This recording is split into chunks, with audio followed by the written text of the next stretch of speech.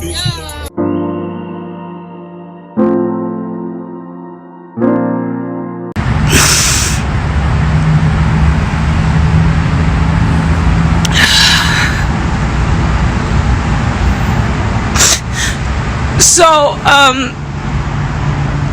everyone's been asking me what happened to LJ.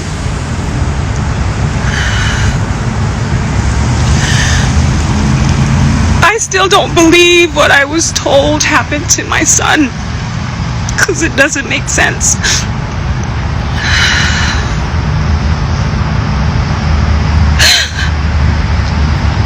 I was told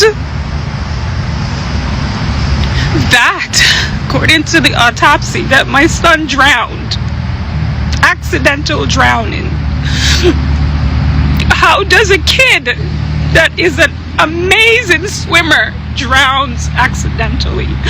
Water lapped against the submerged park benches of Vizcaya Park in Miramar, Florida. What was once a vibrant community space had transformed into a murky, swollen lake after days of relentless downpour in April 2023. The floodwaters concealed the walking paths, code playground equipment, and the natural boundaries between land and water. As night fell, the park became a disorienting maze of shadows and reflections, with streetlights casting distorted glows across the water surface. No warning signs or barriers prevented access to this suddenly dangerous landscape. A beautiful park turned treacherous by nature's fury. Linan Laam, known affectionately as LJ to friends and family, had just celebrated his 18th birthday on April 7th. A young man on the cusp of adulthood, Linan was deeply connected to his Miramar community. With an easy smile that friends say could brighten the darkest room, he navigated the complex world of late adolescence with remarkable grace. Those who knew him described a loyal friend who showed up when needed, a son who made his family proud, and a young man with dreams still taking shape. LJ had his whole life stretched before him, college applications, career aspirations, and the countless possibilities that accompany youth. His social media showed typical teenage moments, hanging with friends, family celebrations, and the everyday joy of a life still being written. No one could have predicted that a routine Monday night outing with his best friend would be the final chapter in Linan's story. A story cut tragically short in the most unexpected of circumstances. On Monday, April 10th, at approximately 11:30 in the evening, Linan was last seen alive near the flooded Vizcaya Park.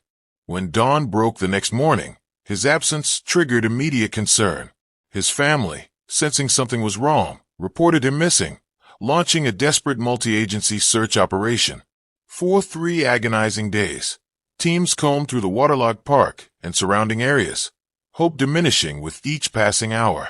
Then, on Thursday evening, April 13th, the search reached its heartbreaking conclusion. Linan's body was discovered in a lake near the park, silent beneath the water that had claimed his young life.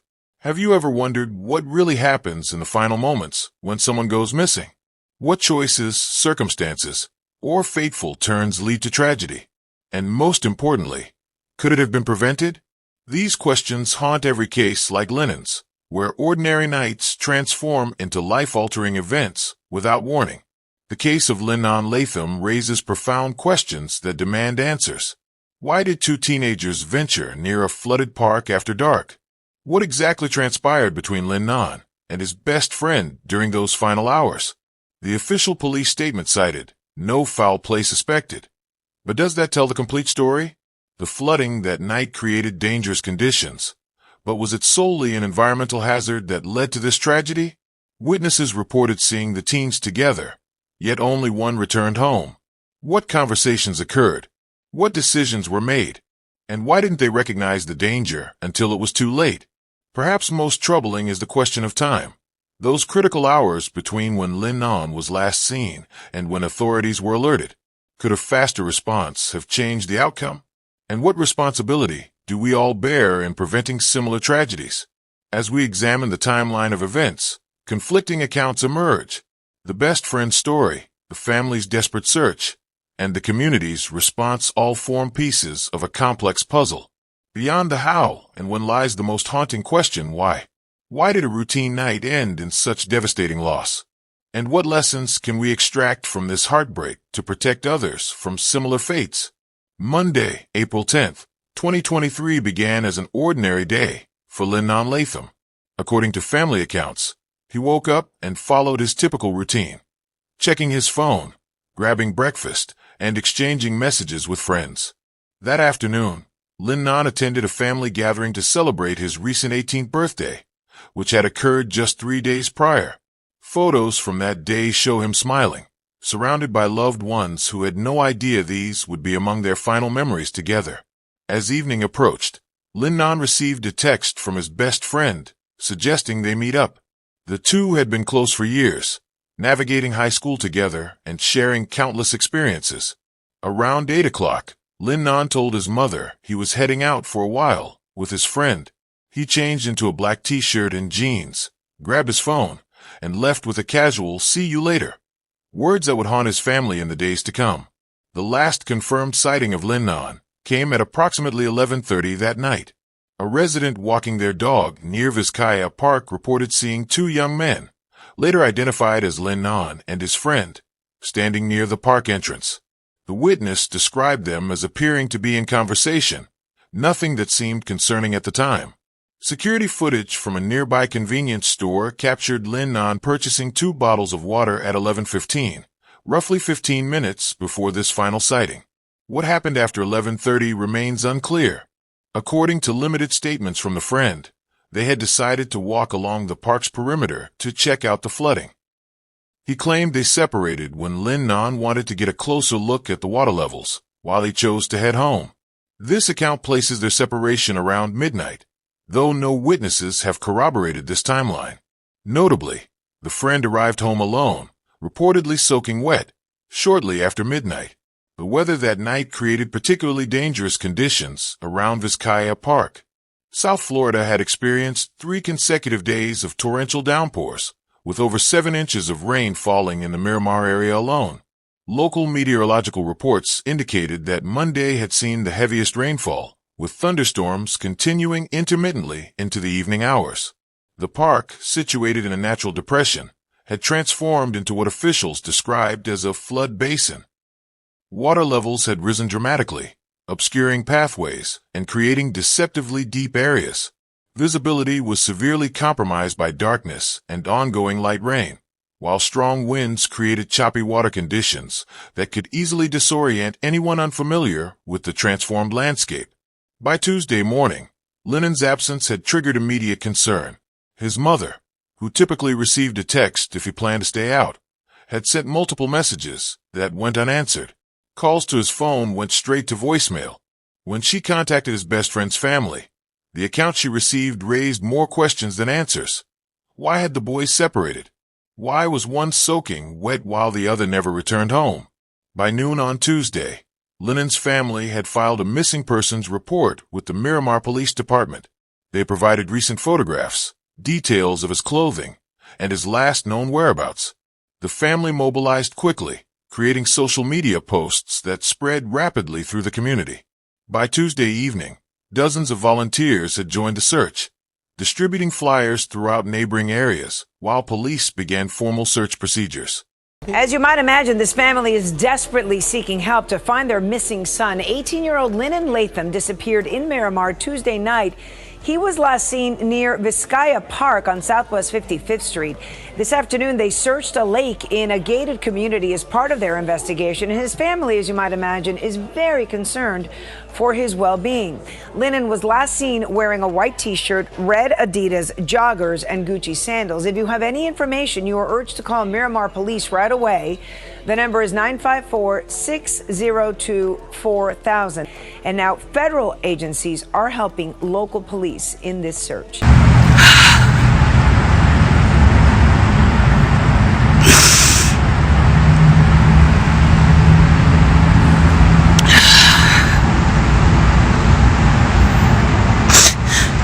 So, everyone has been asking me what happened to LJ.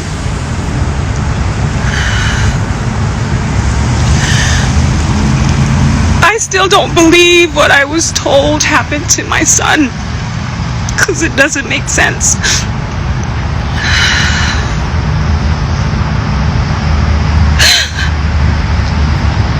I was told that, according to the autopsy, that my son drowned. Accidental drowning. How does a kid that is an amazing swimmer drowns accidentally? I don't understand that. Makes no sense. I'm still trying to process it. I'm still trying to process it. This shit don't make no sense. My son's been swimming since he was 2 years old. Diver. I wasn't able to talk about this for a very long time.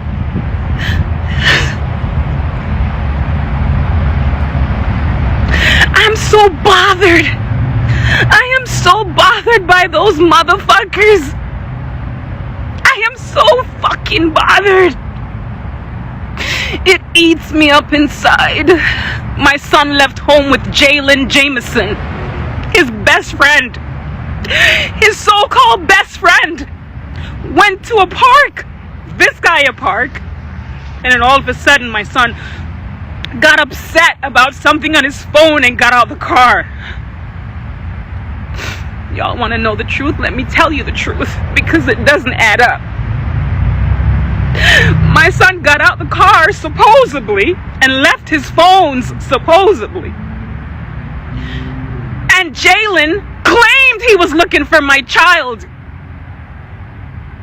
A very lighted area, right next to Vizcaya. This ain't the hood. We don't live in the hood.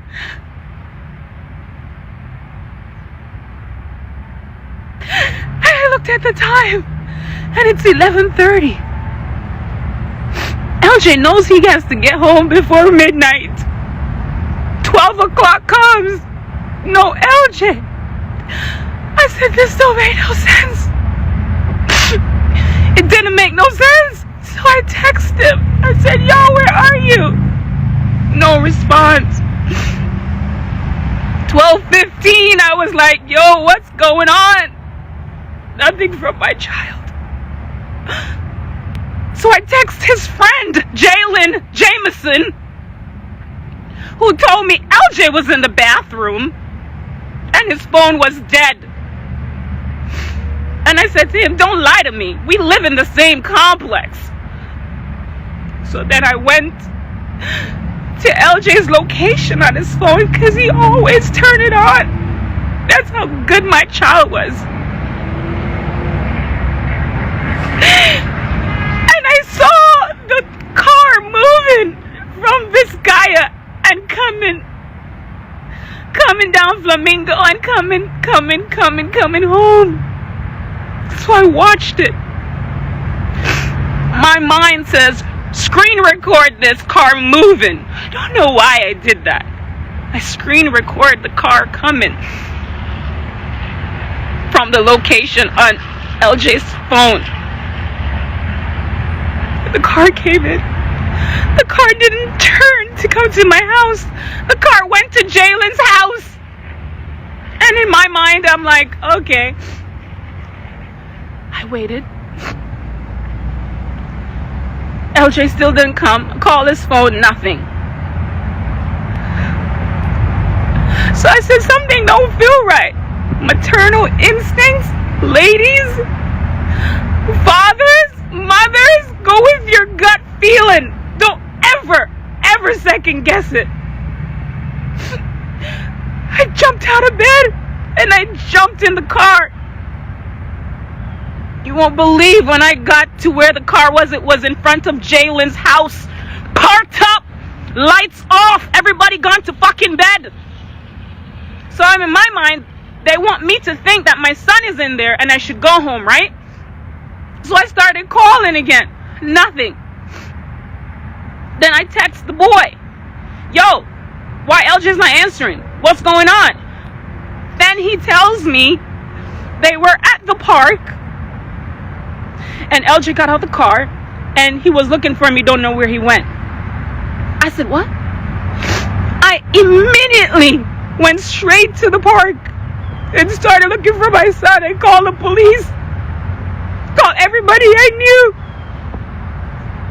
And they started looking for my son. You know what's the worst part about this?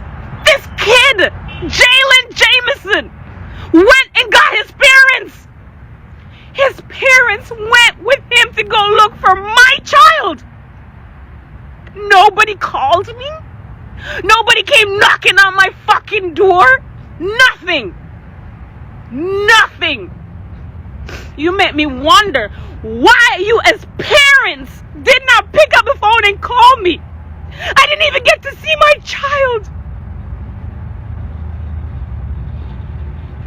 You as parents know this? Went to help your child look for my son, did not call me, didn't even call the cops till after I called the cops. Huh?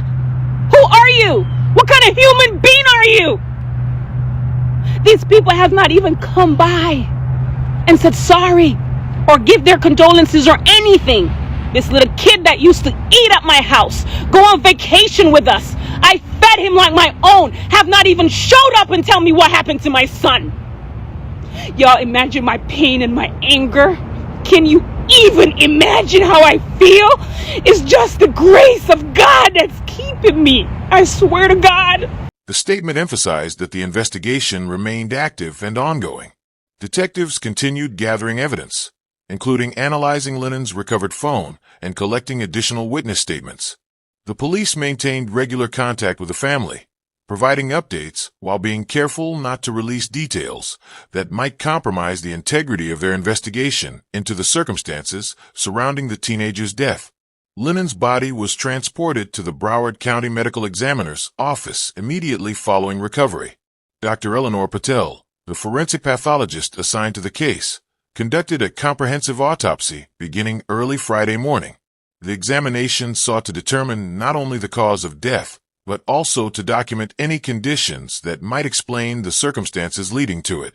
The medical examiner's investigation included toxicology screening, examination of lung tissue to confirm drowning, and documentation of any injuries. Dr. Patel's team collected trace evidence from clothing and skin, preserving all potential forensic material. While the complete autopsy report would take weeks to finalize, preliminary findings were shared with investigators to guide their ongoing work. News of Linan's death spread rapidly through Miramar, triggering an outpouring of collective grief. By Thursday evening, dozens of community members had gathered near Vizcaya Park, creating an impromptu memorial with candles, flowers, and photographs. Linan's high school announced counseling services would be available for students struggling with the loss of their classmate. Social media platforms filled with tributes and memories. Hashtag Remembering Linan began trending locally as friends shared stories and photos celebrating his life. His basketball coach posted a moving tribute describing Linan as a young man of character who lifted everyone around him.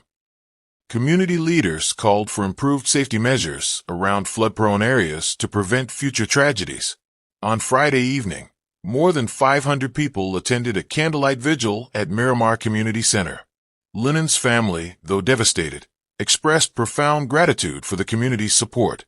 His mother, speaking briefly through tears, thanked everyone who had helped search for her son and asked the community to remember Linan's light, not just how it was extinguished. Reconstructing Linan's final hours reveals a timeline filled with critical gaps. After purchasing water at the convenience store at 11:15, Linan and his friend were seen by a witness near the park entrance at approximately 11:30. The friend later told investigators they spent roughly 30 minutes walking the park perimeter, discussing the flooding and taking photos of the transformed landscape. According to the friend's statement, they separated around midnight when Linan allegedly wanted to get a closer look at the water levels in the baseball field area. The friend claimed he objected, suggesting they leave due to the worsening weather, but Linan insisted on staying. No messages or calls were made from Linan's phone after 11:27, when he texted another friend saying he was checking out the flooded park. The critical window between midnight and dawn remains largely unaccounted for. What decisions were made in those moments? What circumstances led a cautious young man into a dangerous situation? These questions haunt both investigators and family. Investigators have considered multiple scenarios to explain Linan's death. The primary theory suggests accidental drowning. Linan may have misjudged water depth or lost his footing on unstable, submerged ground. The flooding had transformed familiar terrain into an unpredictable landscape, especially in darkness. Disorientation could have quickly led to panic in cold, moving water. A second possibility involves medical factors. The autopsy examined whether Linan might have experienced a medical emergency, such as a seizure or sudden cardiac event, that incapacitated him near or in the water. Though he had no known health conditions, such events can occur without warning, even in healthy young adults. Less likely, but still considered, was the possibility of self-harm. Investigators found no evidence suggesting suicidal ideation in Linan's communications or behavior, and friends and family firmly rejected this scenario based on his positive outlook and future plans. The most troubling scenario involves potential foul play despite the initial assessment. Could an altercation have occurred? Did someone else encounter Linan after his friend left? These questions required careful examination of all evidence. The role of Linan's best friend remains central to understanding this case. As the last person known to see Linan alive, his account provides the only window into those final moments. Investigators conducted 3 separate interviews with him in the days following the discovery. The friend maintained consistency in key details. They separated voluntarily. Linan was alive and unharmed when last seen, and no arguments or unusual circumstances preceded their parting. He explained his wet clothing as the result of briefly falling into shallow water while leaving the park. Cell phone records confirmed he called his mother for a ride shortly after midnight, and surveillance footage showed him arriving home at approximately 12:45. Detectives noted minor inconsistencies in his timeline and description of exactly where they separated. When pressed about why he didn't immediately alert anyone about Linan staying behind in dangerous conditions, he reportedly stated he thought Linan had changed his mind and left another way when he didn't see him again. The friend cooperated fully with the investigation, voluntarily providing his phone and submitting to questioning without legal representation.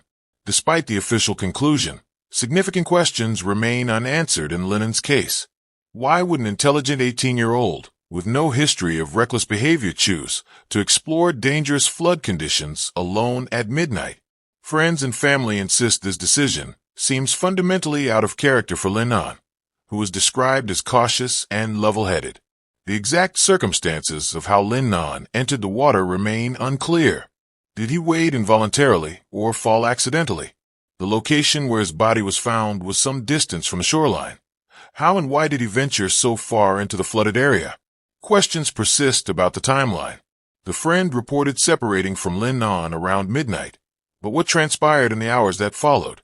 Why didn't Linan attempt to contact anyone else for help or transportation?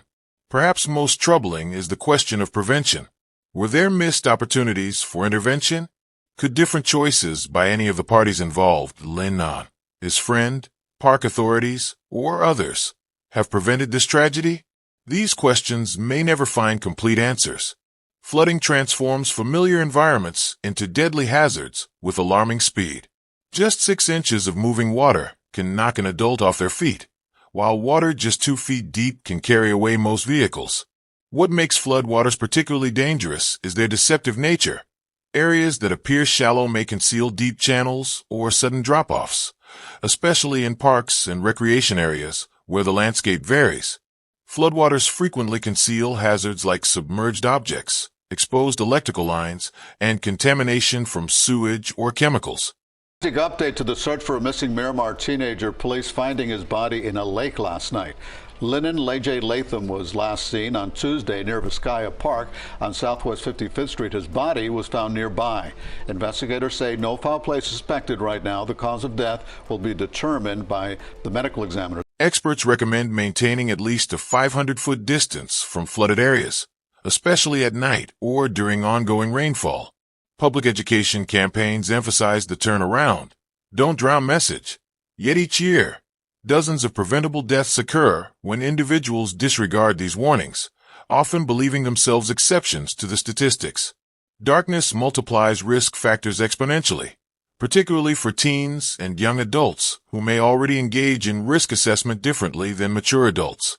Neurological research confirms that the prefrontal cortex, responsible for judgment and decision-making, continues developing until age 25, explaining why young people may underestimate dangers. Safety experts recommend implementing a buddy system that requires maintaining visual contact at all times. LJ came from a lot of things.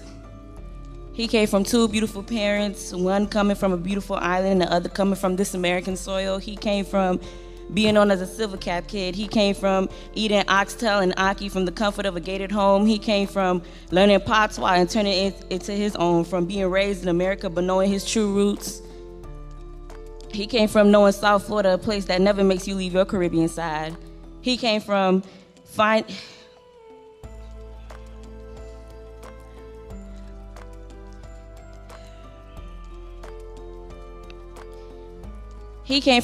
comfort in Netflix original and Adult Swim. He came from the melody of Brent Faiyaz to the soul of 2-3 to having dreams that are so high they touch the clouds in the sky. So he chose a plane to fly to see them pass by. He had a passion for planes that you can imagine that will form the type of reaction you could only get from something you truly love. To Boken almost every day, so no pain, no gain, even though he always had a smile on his face. From going to church, hearing Negro soul, from gospel songs, from still living life to the fullest, disregarding life's empty moments. To being the first for everyone.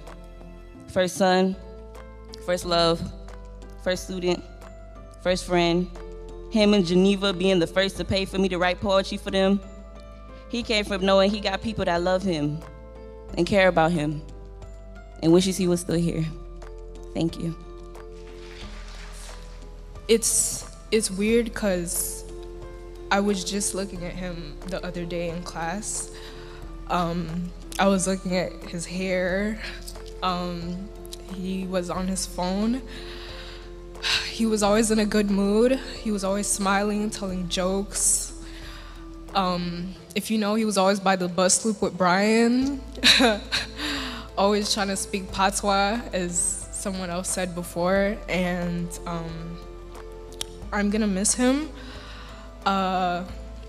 It's still not real to me. I still can't process it yet, that he's not here. In my head, he's just somewhere, I don't know where, he's just not here. And it's sad to see that his seat in class is now empty, that he's not gonna be there anymore, and he's not gonna bother me as I'm doing my work or hit me in the back of my head with the laptop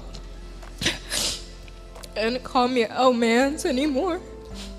So, thank you.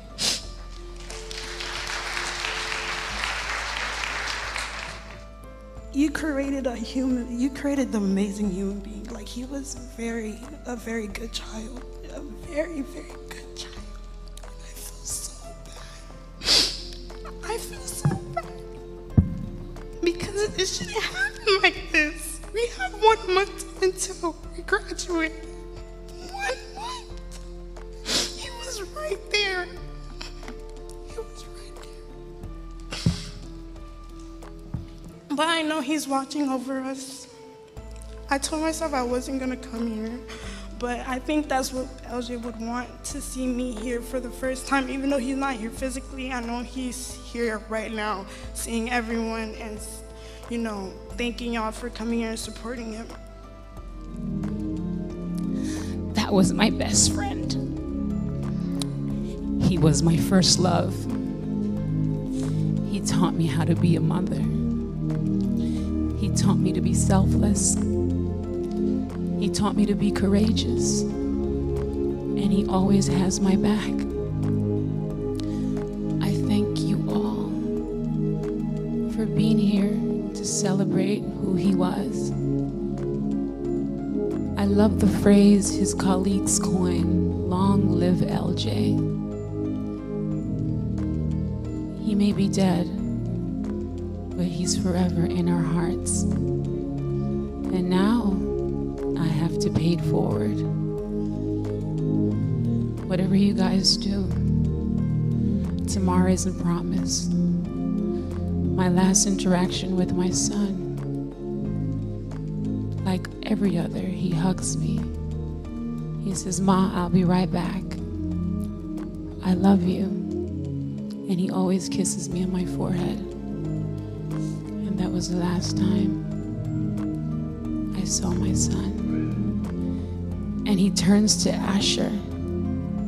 He says, "My youth, everything I go, Chris. I love you." Thank you all. No one should separate from their group, especially in unfamiliar or hazardous conditions. Carrying reliable light sources, preferably waterproof flashlights with fresh batteries, is essential for nighttime outings. Location sharing applications on smartphones provide critical safety nets, allowing friends and family to track locations in real time. Establishing clear check-in protocols and return times creates accountability and early warning systems when something goes wrong. Perhaps most importantly, young adults should internalize the understanding that safety decisions aren't about permission or rebellion, but about physical realities that don't discriminate based on intentions or confidence. Creating a no-questions-asked policy for emergency pickups encourages teens to call for help rather than remaining in dangerous situations. Effective family communication forms the foundation of youth safety. Research shows that teens who maintain open dialogue with parents are significantly less likely to engage in high-risk behaviors. Rather than implementing rigid rules, safety experts recommend collaborative development of guidelines that evolve as teens demonstrate responsibility. Establishing clear expectations about communication, including check-ins, location sharing, and emergency protocols, creates safety nets without excessive restriction. Parents should practice specific scenarios with teens. What would you do if? Conversations that build decision-making skills before crises occur. Technology offers valuable tools when used appropriately. Family location sharing apps, emergency contact systems, and pre-programmed safety messages can provide crucial connections during emergencies. However, these should supplement rather than replace fundamental communication skills. Most importantly, families should normalize safety conversations without catastrophizing. Discussing potential dangers matter-of-factly, acknowledging both teen autonomy and physical realities, creates an environment where young people feel comfortable seeking advice or assistance without fear of judgment or punishment, potentially the difference between life and death in crisis situations. Recognizing escalating danger requires awareness of both environmental and behavioral warning signs. In flooding situations, rapidly rising water, increased water velocity, or debris in the water demand immediate retreat to higher ground. Discoloration in water often indicates contamination or unstable ground beneath. Behavioral red flags include pressure to separate from groups, suggestions to disable location sharing, or encouragement to venture into restricted areas. Substance use significantly impairs judgment and reaction time, creating compound risk factors in already dangerous situations. Physical warning signs like shivering, confusion, or unusual fatigue may indicate hypothermia, particularly dangerous near water. Even in warm climates like Florida, extended exposure to water significantly below body temperature can trigger rapid onset hypothermia, impairing cognitive function and motor skills. Perhaps most critical is recognizing the warning sign of hesitation, that internal voice suggesting something feels wrong. Safety experts emphasize that this intuitive alarm system deserves respect. When something feels dangerous, it frequently is, regardless of peer pressure or fear of appearing overcautious. Teaching young people to honor these internal warnings could prevent countless tragedies. On April 29, 2023, hundreds gathered at Greater Faith Baptist Church to celebrate Linan's life. The service, filled with music he loved and stories that captured his spirit, provided a space for collective mourning and remembrance. His basketball teammates wore custom memorial shirts bearing his number, while classmates created a memory book for his family. In lieu of flowers, the family requested donations to establish a water safety education fund in Linan's name. The procession to his final resting place included dozens of vehicles, a testament to how many lives he had touched in his 18 years. Linan's tragic death catalyzed meaningful change throughout Miramar. The city council unanimously passed the Latham Safety Ordinance, requiring improved warning systems and barriers around flood-prone recreational areas. Local schools incorporated enhanced water safety education into their curriculum, while community organizations funded swimming lessons for underprivileged youth. The annual LJ Memorial Walk now raises awareness about environmental hazards and teen safety. Perhaps most powerfully, Linan's story opened crucial conversations between parents and teens throughout the community.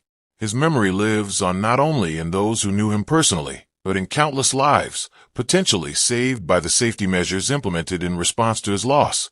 The death of Linan Laam represents a perfect storm of circumstances: environmental hazards, nighttime conditions, separated friends, and delayed reporting, culminating in preventable tragedy.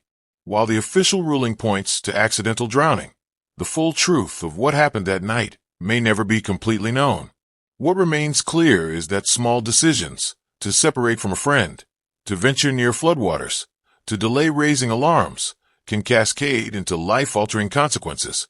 Linan's story reminds us that safety isn't about fear, but about respect for very real dangers. In honoring his memory, we acknowledge that even the brightest futures can be extinguished in moments of misjudgment. If Linan's story has impacted you, please take a moment to like this video and share it with someone who needs to hear this message, especially parents and teens.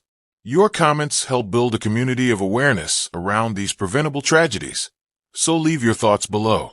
Have you experienced dangerous flooding? What safety conversations have you had with your loved ones? Each share potentially saves lives by spreading these crucial lessons. Subscribe to Explosive True Crime Stories for more cases that go beyond the headlines to examine how and why tragedies occur, and most importantly, how we can prevent them. Together, we can transform these stories from senseless losses into life-saving lessons. I wasn't able to talk about it at the time because it was under investigation, but supposedly, according to the report, my son drowned accidentally. Beats me. I don't understand that. Makes no sense. But I'm trying to keep it together. It's not easy. I have a whole lot going on. A whole lot. And LJ used to help me with that load and that burden. He was such a good kid. He was my best friend. We talked about everything. I come to see him and I can't even talk to him because it's not the same. I should have been going to see my son at Embry-Riddle campus, you know? My mind goes all over the place. And I'm yet to fully accept this. It's so hard. Sometimes, to be honest with you, I feel like LJ's at his dad. He's getting ready to come back. And then it dawned on me he's not coming back.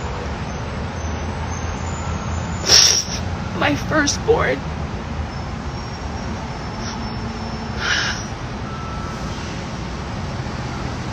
I'm happy I was able to give him a taste of the finer things in life.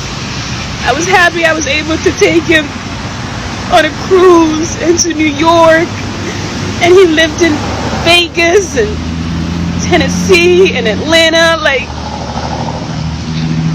he had a good life and he deserved it. I've taken him to the Heat game, floor seats. Like, I think I did good. The things that he had a desire for, I was able to fulfill those. I wish I could. Sometimes I wonder, what was his last words? Was he calling me? Was he asking me to help him?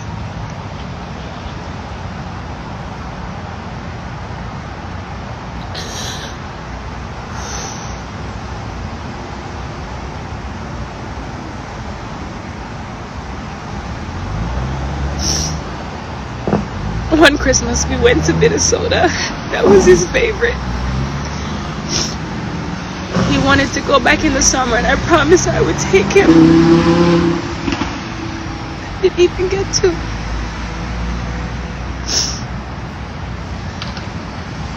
One thing's for sure, though. I have a lot of memories that nobody can ever take away. I have a lot of memories and pictures and videos of my son. He was such a happy soul. He made everyone around him happy. I know he's looking down and saying, "Ma, why are you crying?" I can't help it, LJ. I'm human now. I am human. I've always been human. You're no longer human. You don't understand.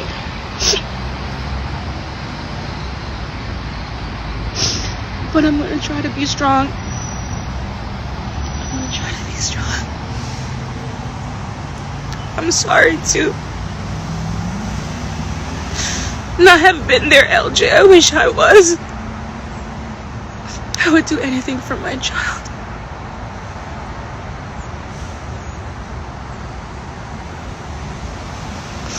Y'all can pray for me. Keep praying for me that God will give me peace. And God will help me to forgive. It's a long road. It's by far a very long road. I gotta go now. Y'all take care. Kiss your kids. Hold them. Love them.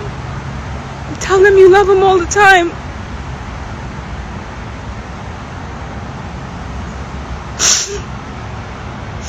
Take care, guys. God bless. Thank you for the love. Thank you for the prayers. Thank you for the support. It hasn't been easy. Pray for my mother. Please pray for my mother. She isn't doing well. It hits her even worse than me, and she's my child, but you know, he catered to her. He really did. He spent time with her. He understood her. She loved him. She's just not in a good place. She doesn't want to do anything, go anywhere. I don't know what else to do. Charlene is doing okay. She's resilient. She has her moments, but she's doing okay. And I'm doing okay too.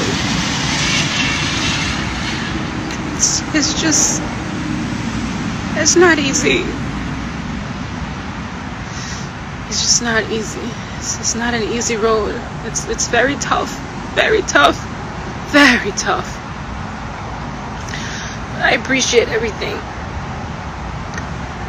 And to every mother and father that has ever lost a child, I truly, truly understand that pain. I know exactly how you feel now. Nobody can understand that pain unless you've been there, unless you've lost a child. This doesn't compare to your grandmother. And it doesn't compare to your mother. It's different. Those are very painful too. And those are people you love. But when you lose a child you conceived and carried for 9 months, that was supposed to bury you, it shatters your world like broken glasses. And it will just never be the same. It will never be the same.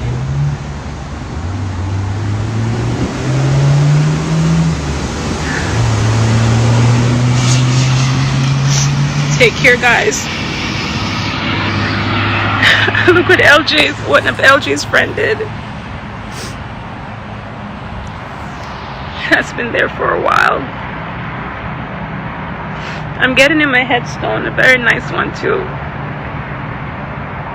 It takes a while to build because it's custom.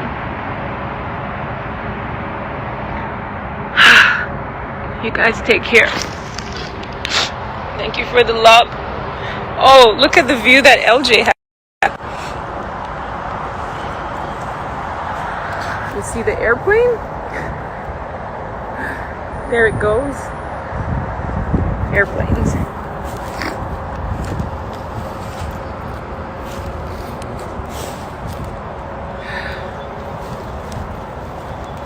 All is well. All will be well. God is in control. Much love. Take care. Thank you.